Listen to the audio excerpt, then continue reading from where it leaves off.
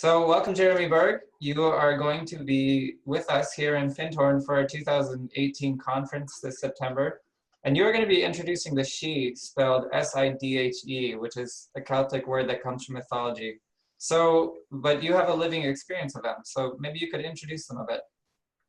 Well, thank you. It's my pleasure, and thank you for having me there. I'm looking so forward to being there.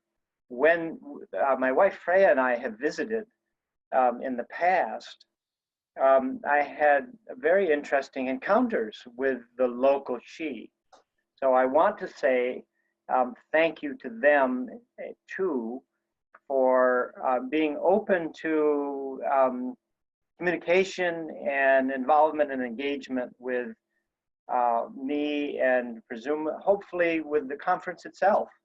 I'm fully expecting that to be so. So let me talk a little bit about what I mean by the shee. I have to say I've come to it as a publisher first.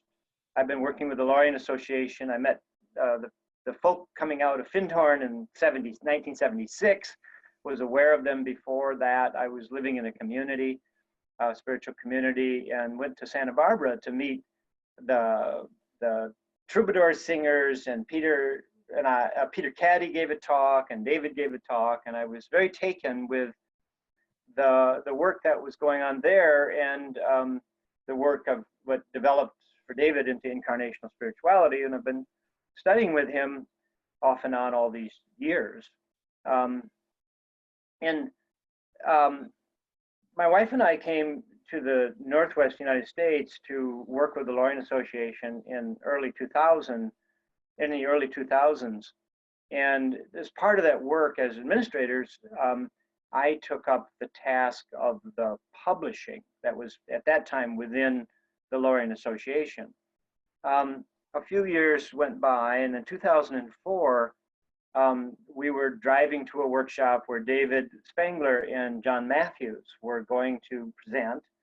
And I was in the car, and David asked John Matthews if he had a book that he might like published through the Lorian Press, which is now my company. For various reasons, it worked out better that way legally, and for our nonprofit laws, for it to be owned by someone outside of the nonprofit. Anyway, John Matthews said, well, funny you should ask. I'm pretty sure David knew about this book, but funny you should ask. I have a book called The Shee, Wisdom from the Celtic Otherworlds. Well, I really had no engagement with this material prior to that. And in fact, when I saw it spelled, I pronounced it Sidhe for quite a long time, until John Matthews very kindly corrected me and said, you know, it's really called shee. It's a Gaelic word. It means the people of peace. And there are lots of names, the Tuatha De Danann, the Fae, the fairy folk, but for me, they're actually different species, actually. So for me, and this story unfolds through John Matthews' book, and we did in 2004. And then through a variety of very interesting circumstances, I was contacted by a shee being in around 2010 and said, here's the image we want you to use in order to communicate with us. They had given a glyph, a circular image with a line through it, to John Matthews, which is part of his book, for his attunement to the shee. And this shee male who arrived one day in my office said, this is what we want for the image for connecting with this particular group. And so I thought, oh, that's very interesting. We were working on David Spangler and I were working on a card deck for the subtle worlds. And I thought, well, that's a perfect image to connect with the shee. And I said, wow, this could be kind of the theme of the deck. And they said, no, it's just our card. So that was the inauguration of my starting to paint. I had never painted or ever done any I was an architect, but it was all, mechanical kinds of drawing and that kind of stuff. So I eventually hired some artists to paint for me. It didn't come out the way I wanted to. I ended up painting it. And then a woman, she, who we call Mariel, came to David just after that and appeared very powerfully and said, with her two male companions that were holding the energy, and said, would you do a card deck for us? Because prior to this, I had been asking David, would you do a card deck? And he said, no, I don't work with the shee. I don't really know much about them, just what I've read, and I'm not in contact with them. But this woman appeared and asked David if he would, with me, build this card deck. So he called me and said, hey, I guess I can do a card deck because I now have a contact. So she had outlined a card deck of images of that developed into a stone circle, the ancient stone circle. And so those are the standing part of the circle. And then she had a variety of images, what she called the dancer cards, which represented this shee energy. So we proceeded to develop that. She said there are 33 cards, 33 images, which we ended up with. And she helped all along, and with her two companions, helped develop these images, and would come to me in the night, or David, or both sometimes, and say, here's what we want, here's the image we need, and then I would get to painting it. And it developed into a 33 card deck, and it was published as the card deck of the shee. Now, in the course of doing this, there was a lot of contact with Mariel and her group. Also during the process of doing this, I had visited Findhorn once and gave a talk at the community center. And I had a very interesting experience, and which I think is relevant, because the day before I was going to give this talk at the community center about the shee, I went for a run toward, I guess it's Kinloss, it's down the road there from you guys. And I went for a run, and this group of Scottish shee showed up and said, here's your talk. And they went and outlined this talk for me and in great detail. Now, what was unusual about that, and I was doing other workshops, I was leading other workshops with this card deck and having other kinds of experiences. What was interesting about this is that all of the workshops I was doing were completely extemporaneous. That she would not give me wouldn't let me plan at all. I had to show up to the day with no notes, no plans, and just tune into the shee, and then we had a day together. So that's what I was doing. And I was, we had several workshops, and it seemed to work. They would show up, they would give me exercises, they would give comments, they would do what they're doing in concert with the card deck and with what I was talking about. Kind of woven in somewhat with the ideas of standing in your own energy, being a sacred presence, being able to be a good partner with other worlds, those kinds of ideas. So it was very unusual to have my talk outlined for me. And I was very appreciative because it's one thing to show up to a talk that, a day's workshop with notes. It's another thing to show up with no notes and no idea of what you might be doing, especially when you have a large audience and you don't know the people. Yeah. So this I found great. I loved it. And this story I captured in a book that I wrote called Fairy Blood, but also it was consistent with the story Mariel was telling about the shee. By the way, I had to laugh because at the end of it, I said to this group, the group of the shee? The group of the shee in Scotland by Findhorn there, and I said, well, thank you so much. And they said, well, we always do what the star priestess asks. And they were referring back to Mariel. And they were very formal in a way. And so I really appreciated it. But so here's the story that they told, and Mariel told, and has been telling and continues to develop through a variety of other books called Conversations with the Shee that David wrote, Engaging with the Shee, Further Conversations, and some other material that I've published since. John Matthews, I published a card deck of his called The Moon Oracle of the Shee too recently.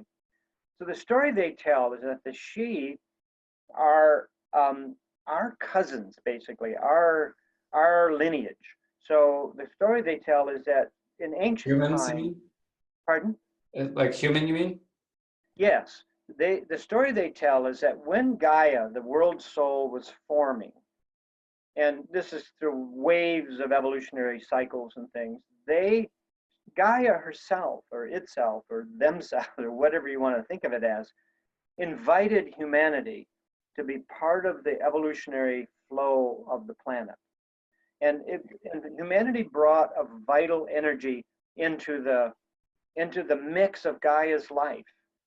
And there are many other beings and energy life that have come in, invited by Gaia. And at one time, the Shee and humanity, what we would call modern humanity, were one species. There were one soulic flow coming in to add their energy into the Gaian life. And over time, the Shees remained somewhat farther out, more in touch with the star energy, the cosmic energy, the life flow that humanity comes out of as a cosmic life. And what we would call humanity now moved deeper into matter. And over time, and at one time this was a continuum. So you have the Shee living in their realms, but humanity living in its realm, lots of overlap and flow. But over time, there became more and more speciation, I guess you might call it, differences between what the Shee were experiencing in a realm that was much more basic, much more fundamental and formative, so that they were working with a form of matter, kind of a parallel form of matter that is much more malleable. And so the world they were building was like an art project almost. It was like, and very beautiful, because they were also working with the life of the planet itself, the devas, the formative energies, the nature spirits. And so there was this flow and communication between them, and they were building an organic world out of that communication. Humanity was moving deeper and deeper into matter, and over time there started to be a tension between the two, and I'm told over much time started to be breakdowns between communication. Hence the stone circle developed as really a technology, first held by great elders of the race that were both human and Shee, holding these circles for places of festival and gathering, gradually accreting into stone circled living stones that became the festival places for the gathering of the lines of Shee and humanity. Now, and then over time, stone circles having a life of their own. And as you can imagine, these are built on places of power, of places of the Gaian flow, or ley lines, or whatever you want to call it. And they have their analogs in the realm of the Shee. Now, so that developed over time. Over time, there was greater and greater differences. The Shee remained. Some of them were concerned about the loss of our connection to the stars, and some of them were concerned about this star energy, this human energy mixing with earth magic and becoming a kind of power that was uncontrolled. And in a way, you can see this has happened. So now, what do you mean? Could you explain that just a bit? Well, you look at our world. I mean, we have the magic of our ability to manage things like nuclear power, and what we've released in our technology is doing a yeoman's job of destroying the ecology, global warming and all of that. So there, we bring a certain power to this. We bring a world transformative power with Gaia, and we are not using it well. So what the shee are saying is it's time for us to become more whole, because at our core we are also this being of the stars. We are this soul being who is capable of relating to nature in a positive way, relating to and bringing some gifts of our own, creative gifts to the world in this time of transformation now. So the shee are saying, hey, it's time for us to reunite, hence the stone circle. Now, I want to say a little bit about nature spirits and fairy beings, because there's this, what some people, and in different traditions, you have the theosophical tradition and some other people talk about this different ways. What I want to do is say how I've talked about it and how I understand it based on our conversations with various groups of shee, because we have a variety of different groups that now I've contacted, because there was a second group of cards that were developed from a different group of shee who are interested in the Grail legends. And that becomes now, so the card deck now is a 55 card deck. And then the group that John Matthews is working with is another group too. So, but the story is a relatively consistent one between all of these groups, and between the Scottish clan that who have said they are the guardians of the gateways of peace, the Scottish group, which I thought was a lovely phrase. Do you know what it means? Yeah. So they, according to Mariel, our kind of primary contact for the first group, and she wrote all the card descriptions for the second 22 cards, Mariel basically said that during the development of humanity, as these experiments with the form of humanity are going on through the long evolutionary cycle with Australopithecus and, you know, Homo habilis and Homo erectus and all these other branching human bipedal experiments. So some of those great devas and nature energies and formative energies of Gaia are helping to build these forms. When they became extinct, those beings, what Mariel calls the children of Gaia, remain in some of the subtle dimensions. They become a branch of what I would call fairy and what Mariel would call fairy. They're not strictly the same as the shee, as you can see, because they're a kind of archaic form, and they're not fully ensouled by the soul of humanity in the same way. And then there are other beings who are just expressions of Gaia, what Mariel calls sort of the nature fairies. You know, the sort of the nature. They're not nature spirits. They're the children of Gaia. They have this kind of somewhat of a human vibe. Now, you also have beings who work with nature itself, who are part of the ecological, the subtle and physical ecological system that creates a tree or a bush or a rhododendron, you know, whatever, and an animal. Those beings, those nature beings, and the great devas that overlight the species, say, of when Dorothy talked about contacting the pea plant. She was in contact with Dorothy McLean. She was in contact with this energy that was, this being that was basically holding the archetype of the species. So those I would call something else. So you have nature beings, you know, all the way up to the great archangels, and also the smaller but powerful nature beings who are fixing subtle energies into the plant, helping the life of that plant or animal or landform for whatever, soils, whatever. So you have that whole evolutionary branch going on, and that, you know, what might be represented by Pan, or in my recent context, I call the Lord of the Forest, Cernunnos, this powerful sense of nature, and all of that branch. Then you have the fairy realm, which are these children of Gaia that have a touch of humanity. You have the shee, who are kind of our analog in a subtle physical dimension. So not really the subtle world so much as a kind of analog to our physicality.